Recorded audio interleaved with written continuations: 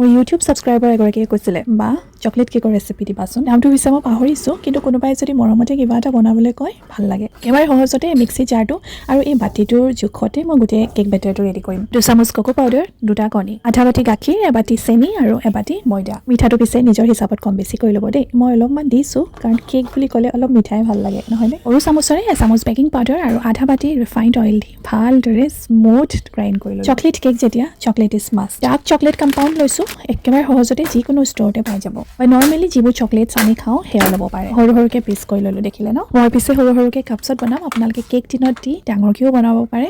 মাত্ৰ চকলেটখিনি আৰু অকণমান সৰু কৰি ল'ব। চকলেটৰ কথা শুনি লৰা ৰখি থাকিব পাৰেনে? মুখত ভৰাই দিলোঁ আৰু অকণমান। প্ৰথমে অলপ অলপকৈ বেটাৰ কাপকেইটা দি ল'লোঁ। এতিয়া চকলেট পিচেছকেইটা দি ওপৰত আকৌ বেটাৰ দি চকলেট পিচকেইটা ঢাকি দিছোঁ। এতিয়া প্ৰায় 20 মিনিটৰ কাৰণে মই কুকাৰতে বেক কৰি ল'লোঁ। চব কি ধুনীয়া ফুলিছে দেখিছেনে? ৰ'ব উলিয়াইও দেখাইছোঁ। ধুনীয়াকৈ ফুলিছেও আৰু বিৰাট চফ্টো হৈছে। মই কাপছত বনাইছোঁ কাৰণে 20 মিনিটতে হৈ গৈছে। ডাঙৰকৈ বনালে কিন্তু আধা ঘণ্টা লাগিব। ভিডিঅ'টো চাই যদি ভাল পালে লাইক এটা কৰি দিব। আজিলৈ আহিছোঁ।